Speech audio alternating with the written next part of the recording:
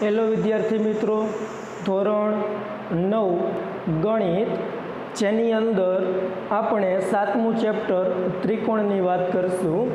Chapter number 7 ત્રિકોણ. તો ત્રિકોણ વિશે તમે નીચેના ધોરણમાં ઘણી બધી વાત કરી ગયા હશો અને ત્રિકોણ વિશે ઘણું બધું તમે નોલેજ મેળવી લીધું હશે. હવે ત્રિકોણ છે એની અંદર તમારે શું ભણવાનું છે એના પોઈન્ટ અહીં લખેલા છે. હવે એની અંદર આપણા અભ્યાસક્રમની અંદર આ વખતે રાખેલો કોર્સ આટલો છે. એમાં અભ્યાસક્રમની અંદરથી ચાલુ વર્ષ દરમિયાન આ કંઈ ભણવાનું નથી, એટલે કે લગભગ 9 દાખલા ઉદાહરણ, એ કંઈ ઉદાહરણ ગણવાના નથી અને સ્વાધ્યાયના એક પણ દાખલા ગણવાના નથી. તો ગણવાનું છે શું, એની અંદર શું ભણવાનું છે? તો ત્રિકોણની અંદર જે મેઇન એના પોઈન્ટ છે કે ત્રિકોણ કેવો હોય, કેવા પ્રકારના હોય, કઈ રીતે હોય, એની કંઈ બરોબર એના ઉપરથી એના કંઈ વિધાન આપ્યા હોય અથવા તો એની કંઈ સાબિતી આપી હોય, બરોબર, તો એ બધું આપણે જોવાનું છે. તો એની અંદર જે મેઇન પોઈન્ટ છે, બરાબર, એ જ આપણે શીખવાના છે. બાકી ત્રિકોણની અંદર આ વખતે કંઈ બરાબર ખાસ દાખલામાં તો કંઈ છે જ નહીં ગણવાનું, પણ જેના મેઇન પોઈન્ટ હોય કે ત્રિકોણની અંદર આવું હોય તો શું થાય, બરાબર, તો એવા જે પોઈન્ટ છે એની એકરૂપતા વિશેના, એની સંગતતા વિશેના અથવા તો એના સમરૂપ વિશેના, એટલે ખાસ એકરૂપ અને સમરૂપતા વિશે શીખવાનું છે આની અંદર, બરાબર. તો આ મેઇન વસ્તુ આ છે, બાકી આ ત્રિકોણની અંદર કંઈ છે નહીં. તો એની અંદર મેઇન વસ્તુ પ્રસ્તાવના છે. પ્રસ્તાવનાની અંદર ત્રિકોણ કહેવાય કે ને, બરાબર, એવો કંઈક ટોપિક હોય અને ત્રિકોણની અંદર કોઈ ગણિત શાસ્ત્રીએ કંઈ કીધું હોય એના વિશે થોડી ઘણી માહિતી હોય, બાકી કંઈ પ્રસ્તાવનામાં આવે નહીં. પછી કીધું એને 7.2માં ત્રિકોણની એકરૂપતા, કે બંને ત્રિકોણ એકરૂપ છે, એક સરખા છે, બરોબર, તો એને એકરૂપ કહેવાય.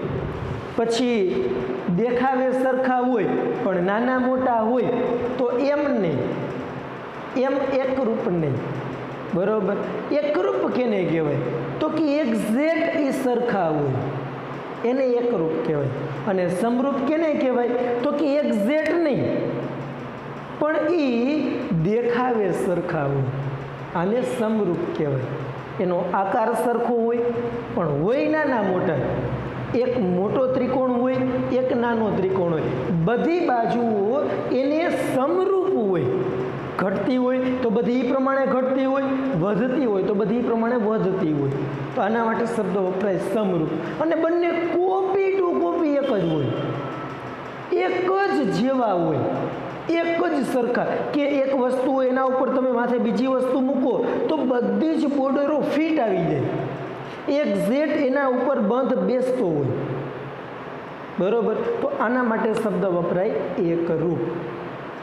તો આવી રીતે એકરૂપ એના વિશે આપણે જોવાનું છે. ત્રિકોણની એકરૂપતા માટેની શરતો, કે એકરૂપ હોય તો એની અંદર કેવી બાજુઓ, કેવા ખૂણાઓ અથવા તો એના બિંદુઓ કેવા આવેલા હોય, એની અંદર કઈ શરતનું પાલન થતું હોય, કે બાજુમાં ખૂણો કેવો હોવો જોઈએ, બાજુઓ કેવી હોવી જોઈએ, એમાં કયા નિયમ લાગુ પડે, એ શરતની વાત કરીએ કે શરત, બરોબર, જે અમુક વિધાન આપ્યા હોય કે આવું હોય તો એને એકરૂપ કહેવાય, બાકી એને એકરૂપ ગણાય નહીં. તો એ જે શરત છે એકરૂપતાની એના વિશે જોવાનું છે. પછી ત્રિકોણના કેટલાક ગુણધર્મો, કે ત્રિકોણ છે તો એ કેવા પ્રકારના ગુણધર્મો ધરાવે, બરોબર.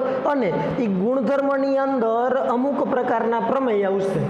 તો પ્રમેયમાં મોટા ભાગના પ્રમેય લગભગ એની અંદર 8 પ્રમેય છે, પણ બધા જ પ્રમેયમાં ફક્ત એની શરત એટલે કે પ્રતિજ્ઞા જોવાની છે. જે ઉપરની મેઇન લીટી આવે ને એ શું કહેવા માંગે, એની એ લીટી જે છે એ જ, બરાબર, ઉપર જે પ્રતિજ્ઞા, જેની લીટી લખેલી હોય વિધાન, બરાબર, એ વિધાન છે પ્રતિજ્ઞા, એના માટે શબ્દ વપરાય પ્રતિજ્ઞા અથવા વિધાન. જે ઉપર લખ્યું હોય પ્રમેય 7.1 કરીને પછી આગળ માહિતી આપી હોય તો એ વિધાન શું કહેવા માગે છે? એ ખાલી ફક્ત એને સમજવાનું છે, એની સાબિતી નથી જરૂરી. પણ 7.2 માં સાબિતી આપીને સમજવાનું. જો લખ્યું 7.2 સાબિતી સાથે સમજવું. પણ વિધાન છે ને બે પ્રકારના હોય, એક પૂર્વધારણા હોય અને એક પ્રમેય હોય. પૂર્વધારણા અને પ્રમેય બંનેમાં વિધાન એક જેવા જ હોય. તો ફેર શું હોય બંનેમાં? પૂર્વધારણા કેને કહેવાય અને પ્રમેય કેને કહેવાય? બરોબર, આના વિશે પણ આપણે જોવાનું છે. તો પૂર્વધારણા અને પ્રમેય થોડીક વાર પછી જોઈશું. પહેલાં આપણે જોઈ લઈએ કે આની અંદર કેવા શું માગે. એ ટોપિક અહીંયા હું લખી રાખું એટલે આપણે ભૂલાઈ ન જાય કે આ બધું જોઈ લઈએ કે ભાઈ કેટલું ભણવાનું કેટલું નથી ભણવાનું. પછી પૂર્વધારણા વિશે આપણે જોઈશું. પછી એને કીધું કે 7.5 એકરૂપતા માટેની કેટલીક વધુ શરતો, કે હજી આના કરતાંય બરોબર જે શરત આપી એના કરતાં એક બે વધારે શરત જોવાની એમ. એટલે અમુક હજી એમાં બાકી રહી જતી હોય આ શરતમાં, તો એ આપણે આપેલી છે કે આવું કાંઈક હોય તો એને પણ એકરૂપ કહેવાય એમ. એટલે કેટલીક વધુ શરતો. અને ત્રિકોણમાં અસમાનતા, એટલે કે સમાનતા એટલે સરખું હોય તેવું, અને અસમાનતા એટલે કે સરખું ન હોય તેવું. તો એ ટોપિક પણ આપણે જોવાનો છે કે ત્રિકોણ છે તેની અંદર શું વસ્તુ અસમાનતા દર્શાવે છે. અને આપણા ટોપિકમાં દાખલા ગણવાના છે નહીં, એટલે આ એક પણ વસ્તુ આપણે નથી જોવાની છે ફક્ત આટલી. તો એની અંદર આપણે અત્યારે જ વાત કરી કે પૂર્વધારણા અને પ્રમેય કેને કહેવાય. તો પૂર્વધારણામાં વિધાન આપેલું હોય, પ્રમેયમાં વિધાન આપેલું હોય. તો વિધાન પૂર્વધારણા અને પ્રમેય બંનેમાં હોય, પણ પૂર્વધારણામાં ફક્ત વિધાન જ આપેલું હોય, સાબિતીની જરૂર ન હોય, સાબિત કર્યું ન હોય, ફક્ત એને વિધાન ઉપરથી સમજી લેવાનું. જેને સાબિતીની જરૂર નથી, બરોબર, આવી કોઈ એની અંદર વાક્ય રચના અથવા તો વિધાન આપેલું હોય તો એના માટે શબ્દ વપરાય પૂર્વધારણા. જેમાં સાબિતીની જરૂર નથી, એટલે પૂર્વધારણામાં સાબિતી ન હોય, સાબિતી ન હોય. શેમાં? પૂર્વધારણામાં. અને પ્રમેયમાં સાબિતી હોય, વિધાન આપ્યું હોય પણ એ સાબિતી દ્વારા જ સ્વીકારવામાં આવે. તો આમાં સાબિતી આપેલી હોય.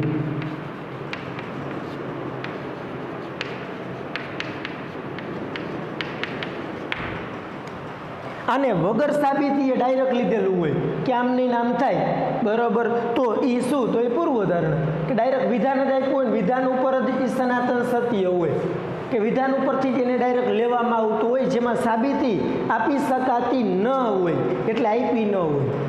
અને પ્રમેયમાં વિધાન તો હોય જ, પણ વિધાનમાં અમુક વસ્તુ આપી હોય, અમુક વસ્તુ સાબિત કરવાની હોય. તો એની અંદર સાબિતી આપણે આપેલી હોય. તો સાબિતી દ્વારા જો સ્વીકારેલું હોય, સાબિતી દ્વારા સ્વીકારેલું હોય તે પ્રમેયમાં આવે. અને ફક્ત વિધાન હોય અને વિધાન જ સનાતન સત્ય છે એવું માનવામાં આવે, જેમાં સાબિતી જરૂરી નથી, તો આવું કોઈ વિધાન હોય એને પૂર્વધારણા કહેવામાં આવે.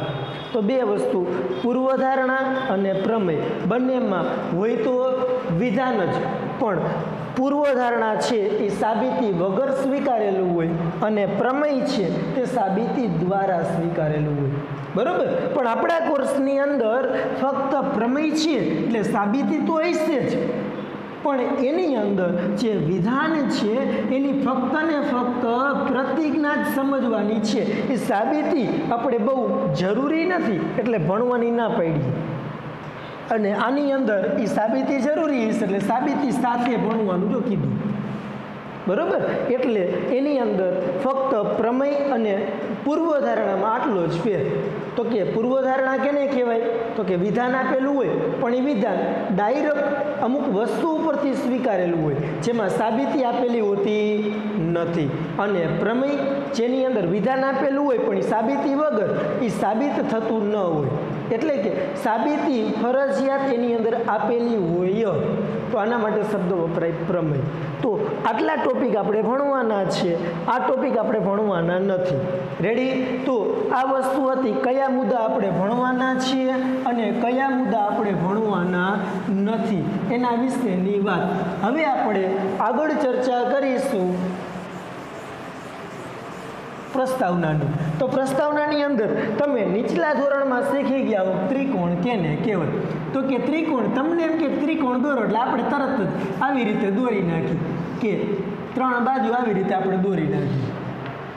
અને એમ કે એને નામ આપી દો એટલે આપણે તરત જ ABC અથવા PQR અથવા XYZ આ 3-4 ફેવરિટ નામ છે ને તમારા, એ આપણે આપતા હોય તો આપણે નામ આપી દઈએ ABC.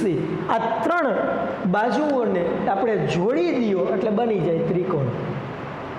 તો એની અંદર જે 3 બાજુઓને જોડતા જે કઈ રચના બને એના માટે શબ્દ વપરાય ત્રિકોણ. પણ ત્રિકોણમાં હોય શું? તો કે 3 શિરોબિંદુ આવેલા હોય. કેટલા શિરોબિંદુ આવેલા હોય ત્રિકોણમાં? તો કે ત્રિકોણમાં 3 શિરોબિંદુ હોય. કેટલા હોય?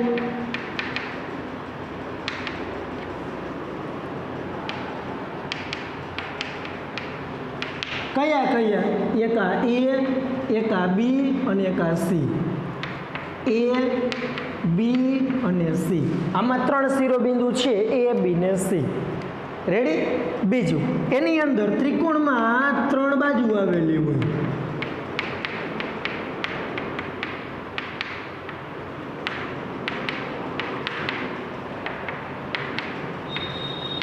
કઈ કઈ 3 બાજુ? AB, BC અને AC. AB, બીજી કઈ બાજુ? BC અને ત્રીજી કઈ બાજુ? AC. 3 બાજુ આવેલી હોય.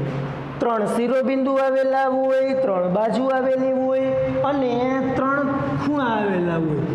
એક A, એક B અને એક C. ઓકે, ત્રિકોણની અંદર 3 ખૂણા આવેલા હોય.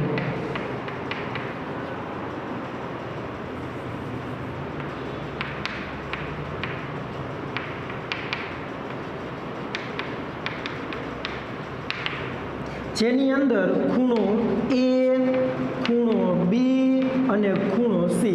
પણ એ ખૂણાને આ રીતે લખી શકાય BAC. જે ખૂણો તમે લખતા હોય એ વચ્ચે હોવો જોઈએ. તો આને આમ પણ લખાય ખૂણો BAC. અથવા આ બાજુથી લ્યો તોય ચાલે, CAB તો પણ ચાલે, ખૂણો CAB. આ ત્રણેયમાં ખૂણા એની ચર્ચા કરેલી છે. એ 3 રીતે લખી શકાય. બરોબર? હવે ખૂણો B છે તો એ કેટલી રીતે લખાય? તો એ 3 રીતે લખાય.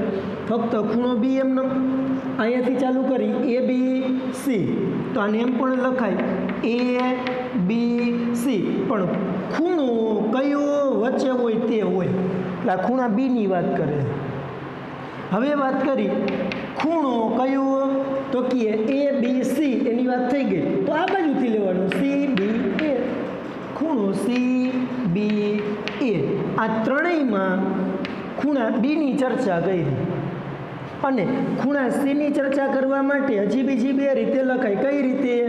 ACB. તો લખી ખૂણો ACB અને ACB. તો આ બાજુથી ચાલુ કરવાનું BCA. તો આ બાજુથી ચાલુ કર્યું BCA. એનો મતલબ એમ કે આ ત્રિકોણના અંગ ગણ. આના વગર ત્રિકોણ શક્ય નથી. ગમે તેવો ત્રિકોણ હોય આ જરૂરી છે કે એના અંદર 3 શિરોબિંદુ આવેલા હોય, એની અંદર 3 બાજુ આવેલી હોય.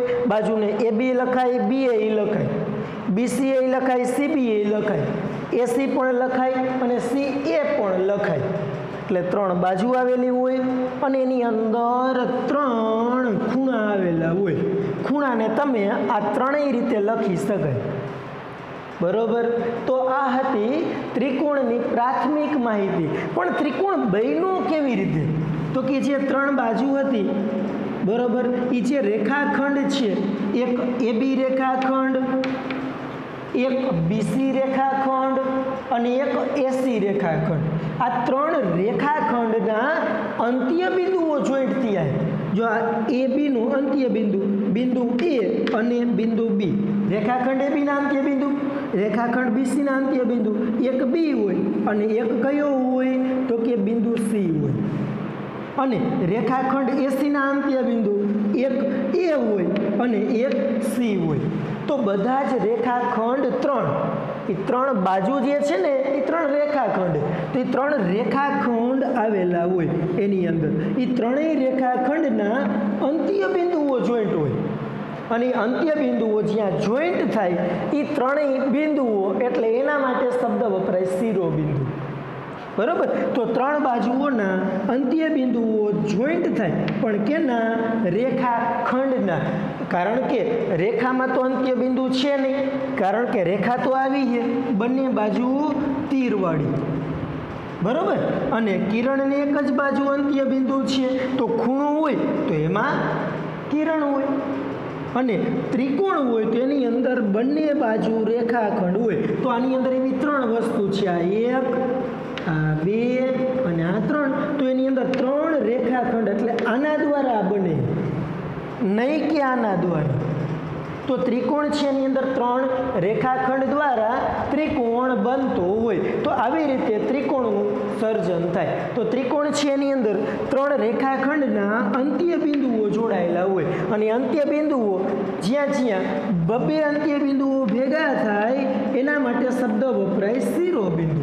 તો શિરોબિંદુ A, B અને C એવા 3 શિરોબિંદુ આવેલા છે, 3 બાજુ આવેલી છે, 3 ખૂણા આવેલા છે. ખૂણાને આ બધી રીતે લખી શકાય પણ હોય 3 જ ખૂણા. પછી તમે એ ખૂણાને આ રીતે લખો તોય ભલે, આ રીતે લખો તોય ભલે અને આ રીતે લખો તો પણ ભલે. એનો મતલબ એમ કે એક ત્રિકોણની અંદર આટલી વસ્તુ તમે નીચલા ધોરણમાં ભણી ગયા હો. હવે વાત કરવાની છે એનો ટોપિક બીજો, એટલે કે આની ચર્ચા આપણે કરી ગયા પ્રસ્તાવનાની અંદર ત્રિકોણ વિશેની માહિતી છે કે ત્રિકોણ કેને કહેવાય. પછી આપણે એના એકરૂપતા વિશે ભણશું. પહેલાં ત્રિકોણ વિશે તો ખબર હોવી જોઈએ. જો ત્રિકોણ વિશે જ ખબર ન હોય તો એકરૂપતા વિશે કાંઈ ખબર પડે નહીં. હવે વાત કરવાની છે ત્રિકોણની એકરૂપતા કે ત્રિકોણની એકરૂપતા કેને કહેવાય. તો એકરૂપતાનો મતલબ શું થાય? સરખે સરખું. તો બે એવા ત્રિકોણ હોય, બે એવી વસ્તુ હોય કે બંને સરખે સરખી હોય તો એ બંનેને એકબીજાના એકરૂપ કહેવાય. એ બંનેને એકબીજાના એકરૂપ કહેવાય. તો આપણે જોઈ લઈએ એકરૂપ કેને કહેવાય.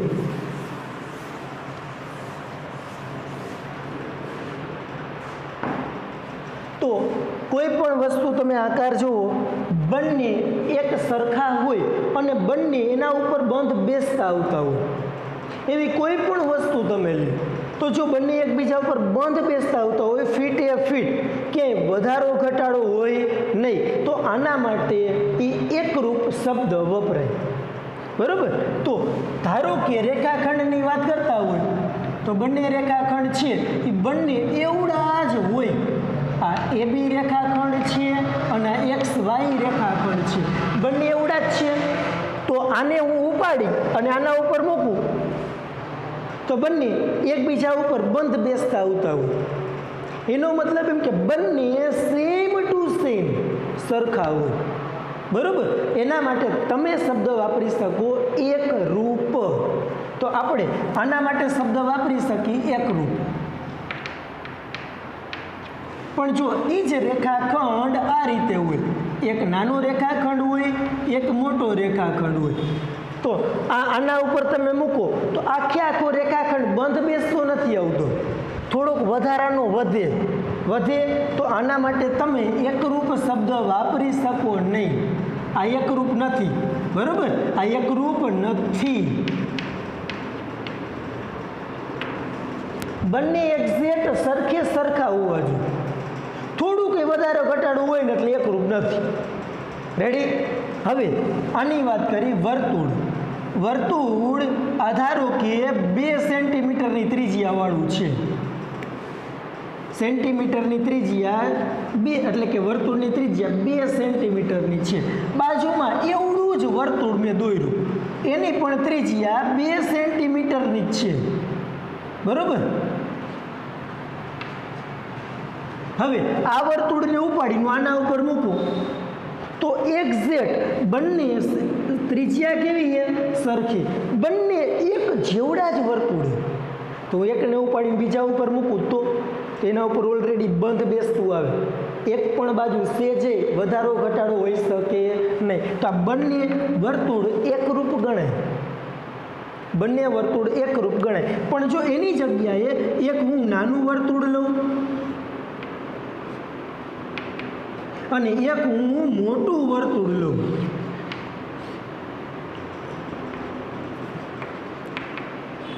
તો અહીંયા ત્રિજ્યા 2 સેન્ટીમીટરની, અહીંયા ત્રિજ્યા 3 સેન્ટીમીટરની. આને હું આની અંદર મૂકી દઉં તો આની અંદર થોડોક ભાગ વધે. ધારો કે આ 2 સેન્ટીમીટરનું વર્તુળ હું આની અંદર મૂકું આમ, એટલે બધી બાજુ થોડોક ભાગ વધે ને આટલો ભાગ. એનો મતલબ એમ કે આ બંને વર્તુળ એટલે કે જે મોટું વર્તુળ હતું તે અને નાનું વર્તુળ હતું તે એકરૂપ વર્તુળ છે નહીં. તો આ બંને એકરૂપ નથી, આ બંને એકરૂપ છે. એકરૂપનો મતલબ બે હરખા, જો સરખા હોય તો એકરૂપ કહેવાય. તો આ એકરૂપ છે અને આ એકરૂપ નથી. ધારો કે તમે 2 ચોરસ લીધા, ચોરસ આની અંદર બધું માપ સરખું, એટલું જ માપ બીજા ચોરસનું લીધું. આને હું ઉપાડી અને ઓના ઉપર મૂકું તો બધી બાજુ બંધ બેસતું આવે, કારણ કે આની બધી બાજુનું માપ સરખું જેટલું છે એટલું જ માપ આનું છે. આનું માપ 2 સેન્ટીમીટર છે તો આનું માપ 2 સેન્ટીમીટર છે. તો એક્ઝેક્ટ બધા માપ સરખા. તો આને ઉપાડીને આના માથે મૂકી દઉં તો આખું બરોબર ચોરસ બંધ બેસતો આવે, એક પણ બાજુ વધારો ઘટાડો થઈ શકે નહીં. તો આને હું કહી શકું એકરૂપ છે. અને એ જે ચોરસ એક નાનું લીધું હોય અને એક મોટું ચોરસ લીધું હોય, હવે આના ઉપર આને મૂકું બરોબર, તો બંધ બેસતું થાય તો કે ન થાય, કારણ કે નાનું ચોરસ છે ને આ મોટું ચોરસ છે. બંધ બેસતું ન થાય, બંધ બેસતું ન થાય તો એના માટે શબ્દ વપરાય એકરૂપ નથી. તો આ વસ્તુની વાત કરી. એ જ રીતે આ તો આપણે અલગ અલગ આકાર જોયા, એ જ વસ્તુ આપણે ત્રિકોણમાં જોવાની કે ત્રિકોણ બંને એવડા જ હોય બરોબર. આ પેલો ત્રિકોણ એવડો જ ત્રિકોણ બીજો હોય. આને ઉપાડીને આના ઉપર મૂકી દઉં તો બરોબર આનું જે બાજુનું માપ છે બધી બાજુનું માપ સરખું, હાલો 3 સેન્ટીમીટર રહેશે. અહીંયા બધી બાજુનું માપ સરખું હોય 3 સેન્ટીમીટર રહેશે. તો આને ઉપાડીને આની માથે મૂકું તો બધી બાજુ ફીટોફીટ બેસી જાય. એનો મતલબ એમ કે આ બંને ત્રિકોણ કેવા છે? એકરૂપ છે. પણ એ જ વસ્તુ એક નાનો ત્રિકોણ હું લઉં અને એક હું મોટો ત્રિકોણ લઉં તો આને આના ઉપર મૂકી તો બંધ બેસે? તો કે ન બેસે. તો આ એકરૂપ નથી. બાજુઓ નાના મોટી હોય. ધારો કે આપણે કીધું કે આ 3 3 3 બધી બાજુ હોય. હવે એક બાજુ આપણે આમ લીધી બરોબર, આમાં બધી બાજુ લીધી 1 સેન્ટીમીટરની. હવે આની અંદર બધી બાજુ અલગ અલગ આવી. હવે એક 1 સેન્ટીમીટરની આવી, એક 2 સેન્ટીમીટરની આવી અને બીજી 3 સેન્ટીમીટર બરોબર, બીજી 3 સેન્ટીમીટરની આવી. હાલ હવે આને હું આના ઉપર મૂકું. હવે એક બાજુ 1 સેન્ટીમીટર, એક બાજુ 1 સેન્ટ, બધું સરખું. આ બાજુ મૂકું તો 1 2 અને 3 અલગ અલગ. આને તમે આના ઉપર મૂકો, ભલે દોરવામાં નાનું આપણે દોર્યો, થોડુંક મોટું દોરી નાખું. આ 1 સેન્ટીમીટર, આ 2 સેન્ટીમીટર બરાબર, અને આ એ પ્રમાણે. એટલે આ 1 સેન્ટીમીટર, આ 2 સેન્ટીમીટર અને આ સમથિંગ 3 સેન્ટીમીટર. હવે આને હું આના ઉપર મૂકું તો ક્યાંક ને ક્યાંક આવી રીતે ત્રિકોણ બનતો હોય બરોબર, જેના પરિણામે 1 સેન્ટીમીટર 1 સેન્ટીમીટર 1 સેન્ટીમીટર આ બાજુ આટલો ભાગ વધારાનો વધતો હોય. વધે એનો મતલબ એમ કે બંને સેમ ટુ સેમ સરખા છે નહીં. તો આ બંને ત્રિકોણ કેવા ગણાય? તો કે એકરૂપ નથી. એટલે આ બંને એકરૂપ ન ગણાય. એકરૂપ કેને કહેવાય? તો કે બધા જ બરોબર જે ત્રિકોણ હોય, 2 હોય તો 2, 3 હોય તો 3, જેટલા હોય એટલે, તો એ 2 ત્રિકોણ હોય તો બંને ત્રિકોણના બધી બાજુના માપ, બધાય ખૂણા સરખા હોય, એટલે એક્ઝેક્ટ બંને એક જેવા હોય. આના માટે શબ્દ વપરાય એકરૂપ ત્રિકોણ. હવે એકરૂપ અહીંયા આપણે ઘણા બધા ઉદાહરણ લીધા કે ભાઈ રેખાખંડ છે તો આ એકરૂપ છે, પણ આ 2 રેખાખંડ એકરૂપ નથી. આ 2 વર્તુળ એકરૂપ છે, પણ આ નાનું વર્તુળ ને મોટું વર્તુળ એકરૂપ નથી. બંને સરખા ચોરસ છે, સરખી બાજુ છે એટલે એકરૂપ છે, પણ નાનું ચોરસ ને મોટું ચોરસ એકરૂપ થાય નહીં. બંને સરખા ત્રિકોણ છે તો એકરૂપ છે, પણ નાના મોટા ત્રિકોણ હોય તો એકરૂપ થાય નહીં. અલગ અલગ બાજુ હોય તો એકરૂપ થાય નહીં. એનો મતલબ એમ કે અલગ અલગ ઉદાહરણ લીધા. આવા તો આપણી જે બરોબર ઓલા આપણા આજુબાજુ વર્તમાન પરિસ્થિતિમાં ઘણા બધા એવા ઉદાહરણ આવ્યા હોય જે બરોબર આપણે એની અંદર જોતા હોય કે રૂપિયાનો સિક્કો હોય અને એની અંદર એવડો જ રૂપિયાનો સિક્કો બીજો હોય, બંનેને એકબીજા ઉપર મૂકી દો તો એક્ઝેક્ટ સરખા હોય તો એ બંને પણ એકરૂપ ડિઝાઇન થઈ કહેવાય. એનો મતલબ એમ કે આવી રીતે 10 રૂપિયાની નોટ હોય, એ જ નોટને બીજી 10 રૂપિયાની નોટ ઉપર મૂકવામાં આવે તો બંને સરખી નોટ હોય, નવી હોય તો બંને નવી નોટ લેવાની, જૂની હોય તો બંને જૂની નોટ, એટલે જેનું માપ છે એ વાત કરી તો બંને એક્ઝેક્ટ એકબીજા ઉપર બંધ બેસતું હોય, જેના પરિણામે બંનેના માપ સરખા થાય, અને બંનેના માપ સરખા થાય તો બંને એક રૂપ ગણાય. એનો મતલબ એમ કે નોટ પણ બંને એકરૂપ ગણાય. તો આવી રીતે બરાબર ગણિતનું પાઠ્યપુસ્તક હોય આપણું અને તમારા મિત્રનું પાઠ્યપુસ્તક હોય, તમારું અને તમારા મિત્રનું પાઠ્યપુસ્તક એકબીજા ઉપર મૂકો, બંનેનું માપ એક સરખું છે, એનો મતલબ એમ કે એ પણ બંને એકરૂપ ગણાય. ધારો કે બેંકનું ATM કાર્ડ હોય, જોઈ લ્યો બધાના બેંકના ATM કાર્ડ લગભગ સરખા માપના હોય તો બંને એકબીજા ઉપર મૂકો, એક્ઝેક્ટ સરખું થતું હોય તો એકરૂપ હોય. પણ અલગ અલગ બેંક હોય તો માઇનોર ડિફરન્સ હોઈ શકે તો પછી એકરૂપમાં આવે નહીં. પણ એક જ બેંકના ATM કાર્ડ હોય તો એ એકરૂપ હોઈ શકે. એટલે આવી રીતે એકરૂપ કેને કહેવાય તો કે સરખી ડિઝાઇન હોય, સરખું માપ હોય, બરાબર એક્ઝેક્ટ સરખું હોય, જેમાં કંઈ પણ વધારો ઘટાડો હોય નહીં. તો આના માટે તમે એકરૂપ શબ્દ વાપરી શકો. ત્યાર પછી એની અંદર એવા તો ઘણા બધા ઉદાહરણ તમને પાઠ્યપુસ્તકની અંદર આપેલા છે. તો આ પાઠ્યપુસ્તકની અંદર પેજ નંબર 100 ઉપર એવા ઘણા બધા ઉદાહરણ આપેલા છે. તો અભ્યાસક્રમની અંદર આપણે જોઈએ તો એની અંદર ખબર પડે કે ભાઈ કેવા એની અંદર ઉદાહરણ આપ્યા. તો શરૂઆતમાં 100 પેજ ઉપર અને 99 પેજ ઉપરનો છેલ્લો ટોપિક છે, જેની અંદર કીધું જો તમે એવું અવશ્ય જોયું હશે કે તમારા એક જ માપના 2 ફોટાની નકલો સમાન છે. કે તમે ફોટા પાડ્યા હોય તો બંને ફોટાની સાઈઝ એક સરખી હોય, એની જે માપ હોય ને એ એક સરખું હોય. હવે એક સરખું માપ હોય તો એ બંને ફોટાઓના માપ કેવા ગણાય? એકરૂપ ગણાય. આની અંદર પછી ફોટો પાડેલો હોય, બરોબર, આમાં ગોડા ને એવું બધું ચિતરેલું હોય તો જે ફોટા છે બંને કેવા ગણાય? કારણ કે એક જ માપના હોય તો એકરૂપ ગણાય. પછી કીધું હોય કે તે જ પ્રમાણે તમે સમાન માપની 2 બંગડીઓ લ્યો, બંગડી છે બરાબર હોય એની વાત કરી તો જે 2 બંગડી એક જ માપની હોય તો એ પણ એકરૂપ ગણાય. બેંકના ATMની વાત કરી છે, એની અંદર એક જ વર્ષમાં બનાવેલા સિક્કા એટલે રૂપિયાના સિક્કાની વાત કરી છે. તો આવી ઘણી બધી વાત એની અંદર કરેલ છે. ત્યાર પછી એની અંદર તો એ જે ટોપિક હતો એ મૂળ કહેવા શું માગે?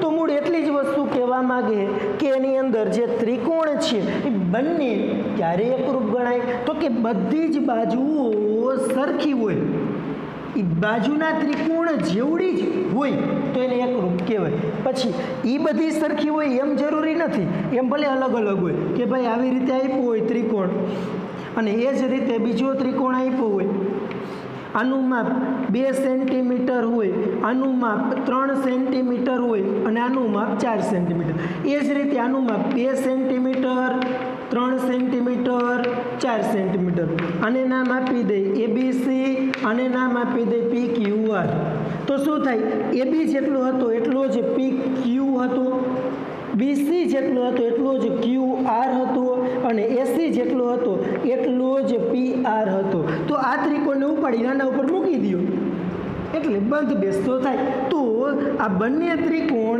એકરૂપ ગણાય ત્રિકોણ ABC અને ત્રિકોણ PQR તો ત્રિકોણ PQR બંને ત્રિકોણ એકરૂપ છે તો આ બંને ત્રિકોણ એકરૂપ ગણાય બરોબર શું કામ તો કે AB નું માપ જેટલું હતું એટલું જ કેનું માપ હતું તો કે PQ નું BC નું જેટલું માપ હતું એટલું જ QR નું અને AC નું જેટલું માપ હતું એટલું જ PR નું માપ હતું તો આ રીતે હવે આને તમે આમ ફેરવી નાખો બરાબર તો પણ તે એકરૂપ ગણાય ધારો કે કોઈ વસ્તુ હોય ધારો કે આનું માપ તો એવડું જ છે હવે એ ત્રિકોણને મેં આમ ફેરવી નાખ્યો ફેરવું એટલે આ બાજુ ઉપર આવતી હોય આમ આ ખૂણો ઉપર આવે Q ઉપર આવે એટલે R આ બાજુ આવતો હોય એટલે આ Q અને R QR વચ્ચે કેટલું માપ હતું 4 સેન્ટીમીટરનું QP એટલે આ QP કેટલું માપ હતું તો કે 2 સેન્ટીમીટરનું અને આ P અને આ P અને R આ કેટલું હતું 3 સેન્ટીમીટરનું એનો મતલબ એમ કે આ જ ત્રિકોણને મેં આમ ફેરવી નાખ્યો તો માપ તો એ જ રહ્યું માપ એ જ રહ્યું કોઈ પણ વસ્તુ હોય તમે બરોબર આ તમે આમ પડ્યું હોય હવે આમ તમે ફેરવી નાખો એટલે માપ એનું થોડું બદલાઈ જાય હવે એની ઉપર મૂકવાનું થાય હવે એક ડસ્ટર મેં અહીં દોર્યું આ ડસ્ટર અને એવડું છે ડસ્ટર મેં બીજું દોર્યું પણ એ ડસ્ટરનું આમ ઊભું કરી નાખવું આવી રીતે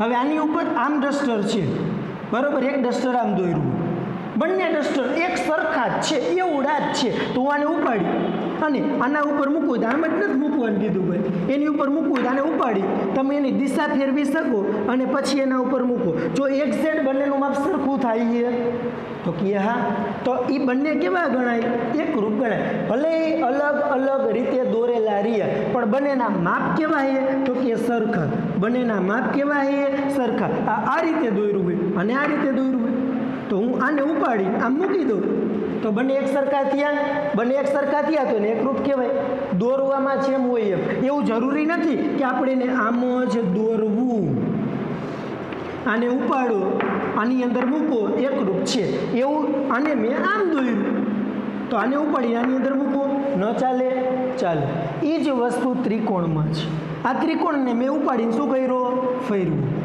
એનો મતલબ એમ કે આ બંને ત્રિકોણ એ કેવા હોય એકરૂપ તો હોય જ કારણ કે આ 2 સેન્ટીમીટર છે તો આ 2 સેન્ટીમીટર એનો મતલબ એમ કે AB જેટલી હોય એટલી કઈ બાજુ હોય PQ AC જેટલી હોય એટલી કઈ બાજુ હોય PR કારણ કે 3 એ જો અને BC જેટલી હોય એટલી કઈ બાજુ છે QR એનો મતલબ એમ કે ત્રણેય બાજુઓ સરખી છે તો ત્રણેય બાજુઓ એકબીજા જેટલી હોય તો બંને ત્રિકોણને એકરૂપ ત્રિકોણ કહેવાય ત્રિકોણ ગમે તેવો આડો અવળો હોઈ શકે પણ એની બાજુઓના માપ જોવા જરૂરી નથી કે બધી બાજુઓ સરખી જ હોય જેમ આપણે જોયું હતું કે આ 3 1 1 1 તો બાજુમાં બીજો ત્રિકોણ દોરો એમાં બધી 1 1 ને 1 હોય